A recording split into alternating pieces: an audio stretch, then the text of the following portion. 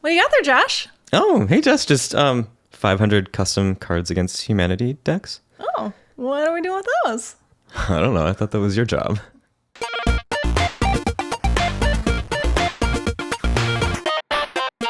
Jess. Yeah. Can I tell you about the time that I ordered 500 custom Cards Against Humanity games? Please do. I think it was right before I hired you. Yeah. I had no strategy for gifting at all. But I was like, these are sick. So The strategy was cool. dope. No, there was a little bit of strategy in it. Okay, let's hear it. I knew, and it was like a huge piece and like why I fell in love with you and why you had to come be our marketing leader. I knew that we had a really interesting persona, which is like we market to marketers. Yeah. And like, I remember going to like tons of trade shows and just being like, these, like the swag, the booth, like it's so unimaginative. It's so Yes. uncreative. And I felt like what I learned at Drift was if you can find a way where marketers fall in love with the brand first, it almost helps them like fall in love with the product. Yeah. So it's like, we need cool swag.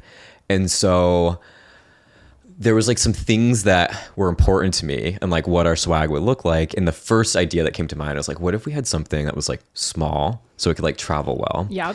Was like unique and differentiated where people like it turned their heads. Yep.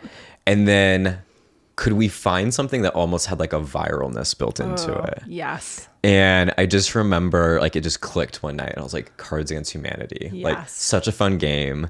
Like marketers love the creativity of it. And if we could like do a Marketers Against Humanity, this would be Yes. awesome. And like a little sarcastic, which we all are, Yes. right? And it has all three of those things in spades. Yes. Like it's super unique. It's small. You can get it at a trade show and you're not like, how the hell am I going to get this home? Yes. Thanks a lot. Yep. And third, it's like, oh, I actually want to go play this with people. Yes. And I'm going to take a picture of like the craziest stuff we come up with and post it. Yes.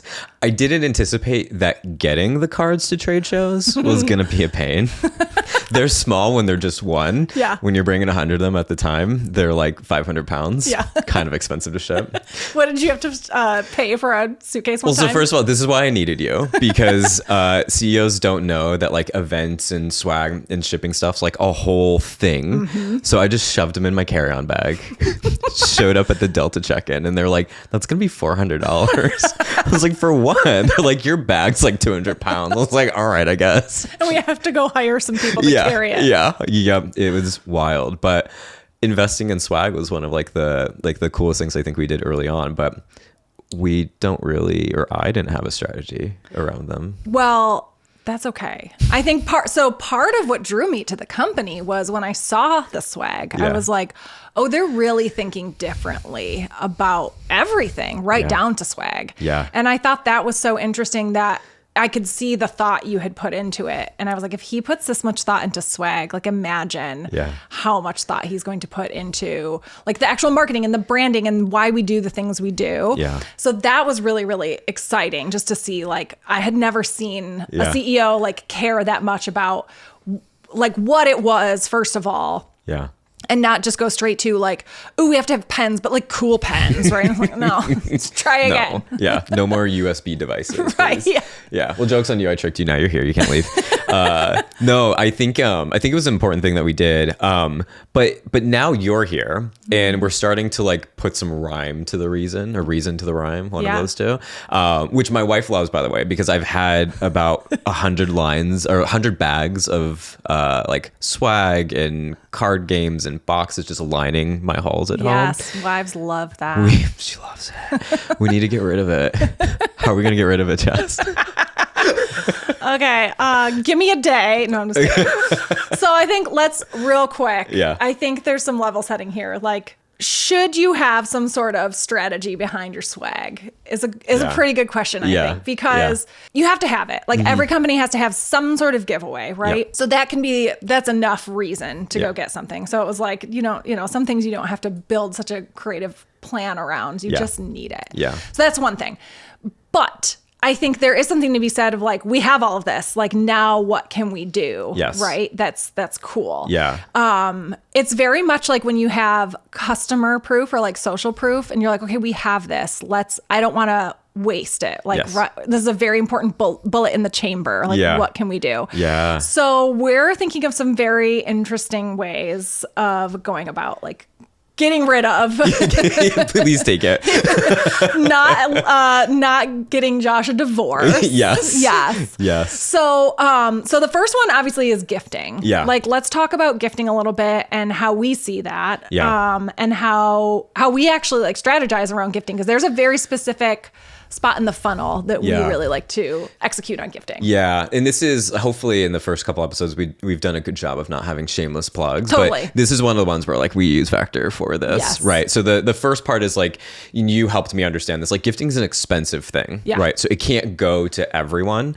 And so you and I sat down, particularly when we were planning out just our CBM strategy, our contact-based marketing strategy, which is obviously what Vector helps with. But you basically said, hey, there's this like special part in the funnel that like Vector can help predict when someone is like starting to show interest in something, because we don't want it to go to everyone. Right. We don't have the budget for it.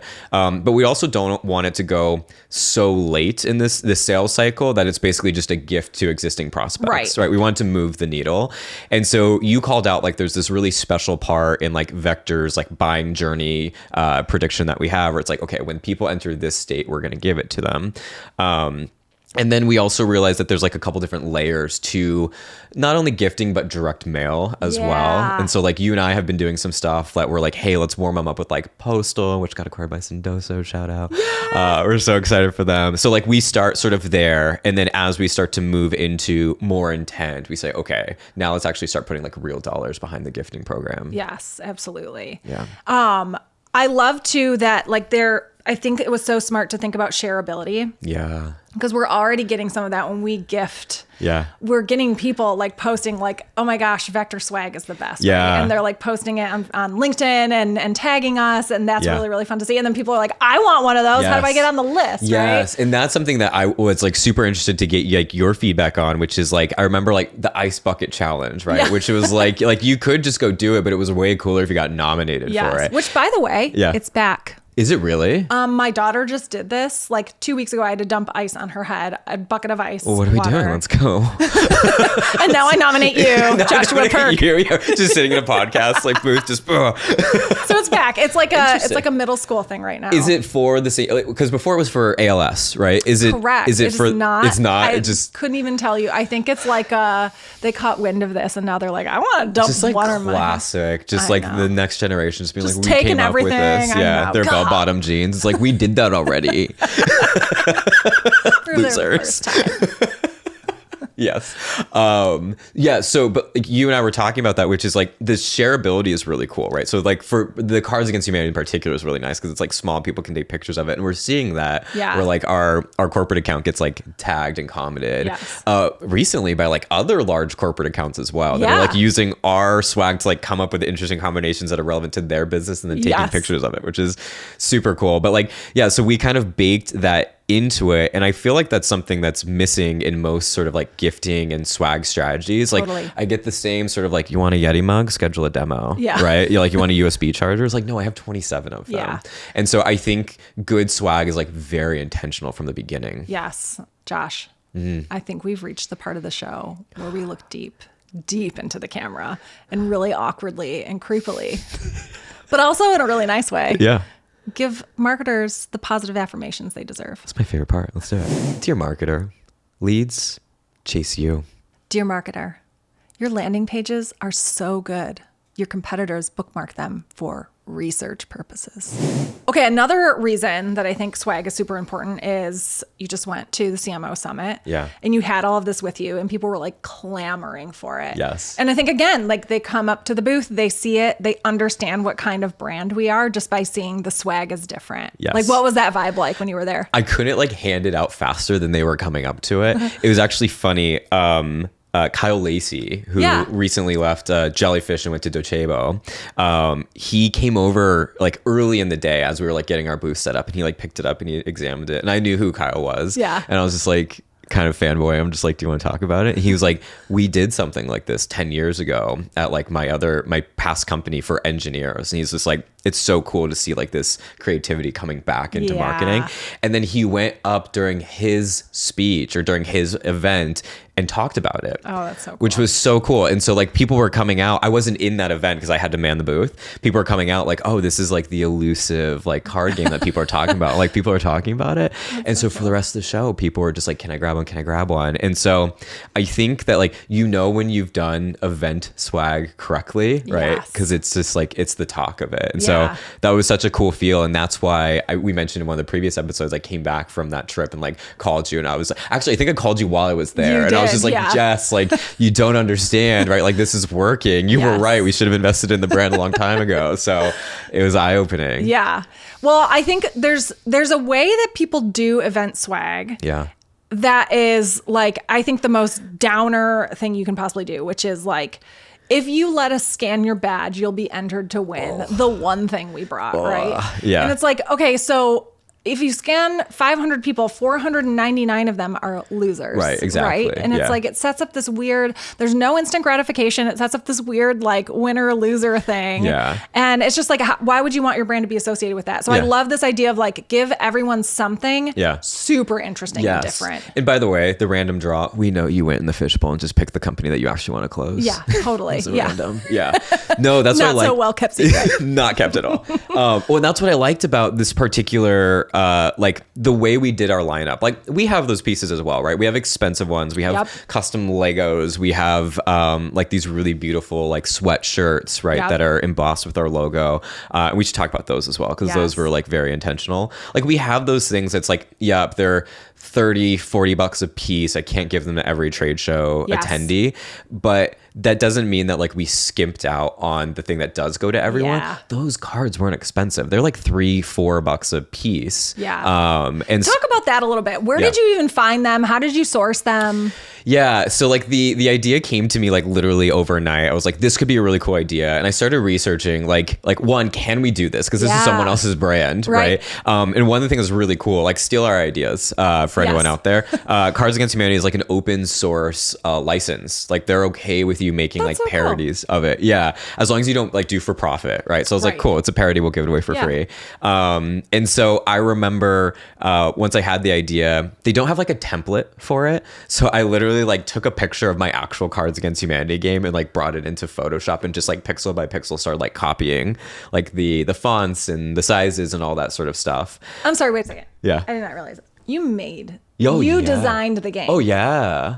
Yeah. Okay. Designed it. And then also the cards themselves were like, at first I went to AI and I was like, these are just okay. Yeah. And like AI is not as good at understanding our brand, which is like unhinged. I was like, Yeah. I'm okay with it being like a little wild. Yeah. And so at first I tried to generate with them AI and that didn't work. I wrote all 180 of the cards. Okay, this is like news to me. I did Yes. not realize Yeah, this. I designed- love them even more. Thank you. Thank you. Yeah. And that's the thing is like swag doesn't have to be one of these like, oh, run and grab $100,000 worth of budget, right? It's like, what can we do on limited resources and what can we do with our creativity? And like you and I have like bonded over this, which is Yeah. like, what can we actually put like real creativity?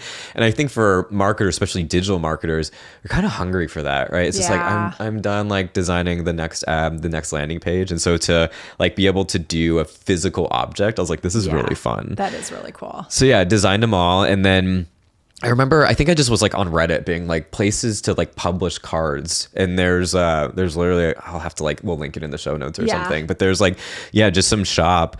And I think they're overseas. So maybe there's some like tariffs that make it more expensive than it is now. But at the time, No political statements are being made at this time. yep. Not one way or the other, just expensive. And so, yeah, so I sent them over there and yeah, you get to pick like the card quantity and quality and the box Cool. and all that. And it was perfect. Tell me about the Legos, because that's really cool too. Those were really, yeah. So I loved those. Okay, so here was like the thought process. So there was like I want the one thing that's like shareable, which is what the Cards Against Humanity. And then the other thing that I always experience at trade shows is like, I always was just looking for stuff for my kids. Right? I was like, that's always the thing I was Brilliant. searching for. So I Yeah. was like, what's the thing that's like can be on brand, but like a marketer could also bring back home to her daughter or her son. Love. And I was like, Legos. Yes. And so there's a really cool company. I feel like this should be a sponsored podcast. It should be. Because in We every need episode, money from these we just people. like shout out these people. Build a Mock. You can go get custom Legos there. So Build a Mock, really cool company out in Spain. You basically just like bring them an idea, and they have designers that are just like, yeah, I'll like build a model for you, and you can see if you like it. And so like I sent them all of our creatives. Like, here's our ghost. It's unhinged. Here's our color palette. And they came back and they're like, a ghost in a funnel. And I was like, fuck yes. And then I got to help with the booklet, the instruction booklet that comes with it. We got to brand that. Yes. That was one of my first projects. It was. So I was like, I wrote the little thing on the inside cover. Yeah. They let you basically design every piece of that, right? Yeah, exactly. Yeah. It's amazing. It's so cool. And So then cool. they did the little logo on the pieces. So no, it was super perfect. And then also not super expensive. I think those ended up being like $20-25 a piece. So okay, yeah. So good like mid-range. So what I'm hearing, let me play this back to you. Is we have like one that is very shareable, cost effective. People can get them and take them home, play with them, post about it, right? We have one that's like mid-tier that we can also give away. Yes. But is like, I love the idea of like, I just need something for my kids, like involve the family, solve another problem for the marketer, which is like so brilliant. And then we have a third tier, which is? Our third tier is basically like our high end, like, hey, let's like really treat a marketer. And so we wanted like, every person or every company has like the physical swag, like the t-shirts, the apparel. And so we're like, okay, we need to do something like that. But as you know now, like we look at everything through a lens of like, how can we do it differently? And so I thought really deeply about like, who's our persona? And again, broad generalizations, but like marketers, typically women, right? Maybe late 20s to like mid 40s, maybe into their 50s, right? And so when you get to that age and that demographic, you're like, okay, like that marketer doesn't want like a white t-shirt with like vector slapped on it, right? Right. I was like, but at the same time, I can't just go like buy her a designer bag and be like, bye, right? Like there's no like brand awareness here at all. Here's your Birkin. Oh God. If we had those, my wife would be much more supportive of this company. So I was like, okay, what can we do? So I found this US based company that does like full custom like cut and sew apparel. And I literally like went to my wife and I was like, what kind of apparel would you wear? And so like, we're like, oh, there's like most women love like crew necks over the hoodies. There's like I forget what the cut is, but there's like a certain cut that's like really popular with crew necks right now. And so we knew like, okay, let's do that. Let's go in like high end quality, soft, like, I learned so much about like whether it's pillable and all sorts of crazy stuff that all the ladies know. All the ladies. But the thing that like really I think did it for us is I wanted it to be branded, but I didn't want it to be like gaudy where someone wouldn't wear it. And so we took our logo and we just embossed it where like if you're looking straight onto it, you can't even tell it's like a vector piece of swag. And then you turn sideways, you can see the letters like vaguely embossed into it. It's beautiful. You know, you're a CEO who just said, I got swag that you can barely even tell my company name's on it. Like that, no, like I say that in the best way possible. Right? Where it's like, you are thinking about the user first. And I think that's such a big deal. Well, and I remember you texted me and you were like, are you team crew neck or hoodie, right? And I was like, crew neck all the way. Like it's so much more versatile. I can dress it up. I can dress it down, right? Like these are the things that we female marketers think about. Well, and that's the other thing is I think like, executives, just people in general should like understand when they're not the demographic, right? So like I asked you first, asked my wife. I think I even put like a LinkedIn post out, which is like, which one do you care about? And it's funny, they were actually crew neck. The crew neck won. It was a little closer than I thought, but then I looked at the results and all of the women were voting for the crew necks. There you go. For some reason, men couldn't read the first sentence, which is like, if you're a man, don't reply to this. Classic. It worked out nice. They're so good. Okay, we started out really strong with like all the reasons we're using swag, and then we did a huge tangent. I want to come back because we have a couple more reasons and kind of like strategies behind how we're going to use our swag. So one is influencers. So we talked in the last episode about, having this influencer strategy and wanting someday to have like this great partnership with maybe some micro influencers. Yep. And like, how are we going to work with them? And I think one really great way to like kickstart a relationship like that is with a great piece of swag. Yes. And I think like the card game is a perfect example where you could send that card game to 10, 20 different influencers. And the brief is, find the pair of cards that describe the thing that irks you the most about like your role in marketing, right? Yes. And you would get 20 different answers and they would put that out there and it would be so shareable. Yes. You get them to do it all in like the same day or same week and it just like floods people's feeds for a few days. Yes. Like, Yeah. chef's kiss. Like that is amazing. I think that's such a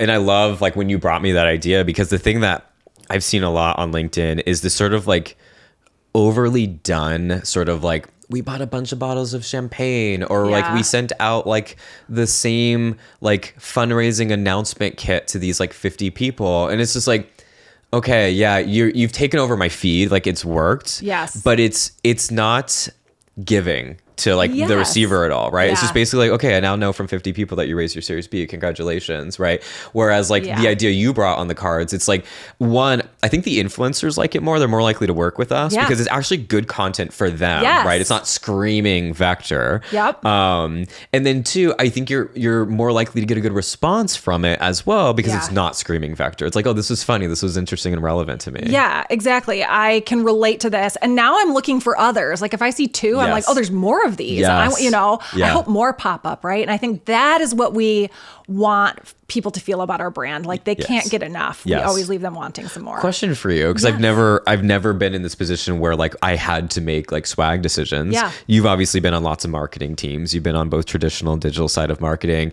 Do most companies go through that deep methodical, like what should our swag be process? No. Where does that decision get made? It's usually like, oh, the CEO likes bucket hats.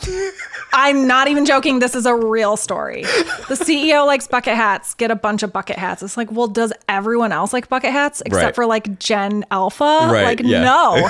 So why do we have a bunch of bucket hats, right? I also then on the flip side of that, I had a CEO who hated the logo on a hat. Really? We weren't allowed to have hats with the logo on it. What? Yeah, it was just like a mandated rule. Was it a hat or a logo issue? I'm not gonna say. Just not gonna go there. But so I've literally been on both sides of the hat coin, which is really weird. Yeah. So no, the answer is people don't. They think they get swag and they have it covered. Yeah. And there is, I think we're proving a way to let swag have your brand stand out. Well, I think what you just said that's really interesting is like, we're looking for opportunity where others think there's not opportunity. Yeah. Right. And like, that's what marketers are just all about, which is like, hey, we can just go do the normal thing, pull up the swag catalog and like order the pens, order the notepads, order the moleskins. Right. Or it's like, hey, how can we actually use this as an opportunity to elevate the brand? Yes, totally. Brendan Hufford, hi Brendan, you're great. He calls that checkbox marketing, where he's just like, you're just doing the thing to do the thing, right? And it is. It's like, oh, we need swag. We need stuff with our logo on it. Yeah. And there's such a much, and I think the other thing is we have a very small catalog of swag. Yeah. Like there are companies you go and they have 40 items, and it's like, okay. I like our small, very strategic. You know what? We had so much strategy behind this swag. Yeah, we're not did. giving us. What are we talking about? I know. The fact that we have 3 things, they're very carefully and intentionally chosen. Yeah. There are different price points. They're for different reasons, but each one of them has like a lot of thinking behind them. That feels really important. And it sounds like it starts at the top, right? Like you can't expect a marketing team to be creative if you're expecting them to do checkbox marketing. Is that what you called it? Yeah. Like that's like it has to be embedded in the culture. Yeah. You know, and it goes back to, I think we talked this on like episode 1 or 2, which is like, if you continuously ask your marketing team, go do this, go chase that, right? They're not going to do the other things that you've asked them to do with as much rigor and curiosity and creativity. And so giving them that bandwidth to say, hey, let's go do swag, but let's actually have the space to go do it well. Yes, is important. totally. Yeah. One of the other use cases has been really interesting is Ali Sobel on our team, Yes. who leads up solutions, The which best. she's amazing. Shout out Ali. So solutions at Vector, for everyone listening, is like our customer team. Yep. We're going to have a whole nother episode on why we don't call it that. But all you need to know is that Ali leads up our customer team called Solutions. She's been like all up in your inbox, being like, swag's ready. I want to use it. Yes. Talk to me about the importance of swag, not only pre-sales, but post. So I think, again, going with this idea of like, we're brand first. I really believe that about us, that we really care about what everything we do says about our brand. Yeah. And I think that comes right down to how we show our customers appreciation. Yeah. This is one of our favorite ways to do that, is to send them really interesting, cool gifts like this, right? Where we're like, hey, thank you so much for a great quarter. Or they have a huge win, right? And we're like, oh my gosh, we just like blew this out of the water for you. They got a deal, they closed a deal that they've been trying to close for 6 months because they use Vector. Yep. And it's like, oh, that's huge. Like, let's send them something, right?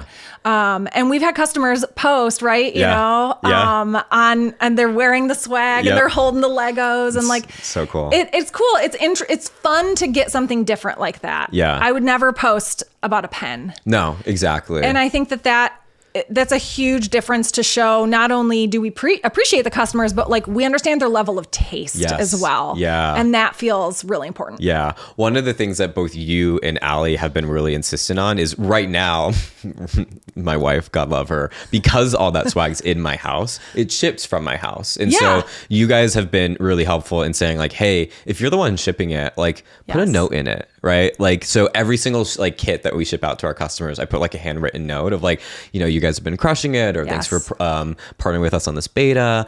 By the time this comes out, Funnel Vision will be launched, and we're working with folks like Sydney Waterfall on some of that. And so like being able to send her something that's just like, thank you for your partnership, and just having that handwritten note. Like, I love things that don't scale. I was literally, you just read my mind. I love it. I was going to say there are certain things that are unscalable, like that. A CEO handwriting a note with every single swag send is totally unscalable. Yeah. But at this stage, it feels so important and authentic and wonderful for our customers, early stage customers who are trusting us at this like weird point in our history. We're like, we're not perfect yet. We're trying to build software really quickly for you and make it great. And we're going to hit some snags. And they get that. And like for us to be like, thank you. Here's like this crazy ass gift that we, You're probably tired of hearing me say it, because I reference it all the time in our one-on-ones, but like I reference the crossing the chasm all the time, love right? It's such a good reference. So good. And we are definitely early stage, left of chasm. Yes. I think actually more companies are left of chasm than they think they are. Even as you start to get into hundreds, 250 employees, there's still a lot of product market fit that has to be figured out. And so when you're left of chasm, you have customers that are early adopters, putting up with bugs, all sorts of stuff. And so actually, funny enough, Ali sometimes she calls her role like head of friendship, because there's an element of it that's like, hey, you bought a product, you bought it for the value it delivers, but there's times when things are going to go wrong, right? Like they're buying partners, they're buying that thing that won't scale. So it's worth making the investment into that stuff. Totally. Just to wrap things up, like we have like 250 more of these card decks coming to your house next week. So great meeting. It was a great meeting. This meeting could have been a podcast. You're right. I think it was. It was. This meeting could have been a podcast is a Vector production. Vector is a contact-based marketing tool that reveals your best buyers on and off your site and lets you target them with plays tailored to their exact spot in the funnel. Our site de-anonymization tool is free forever. Go give it a whirl at vector.co. See you next time.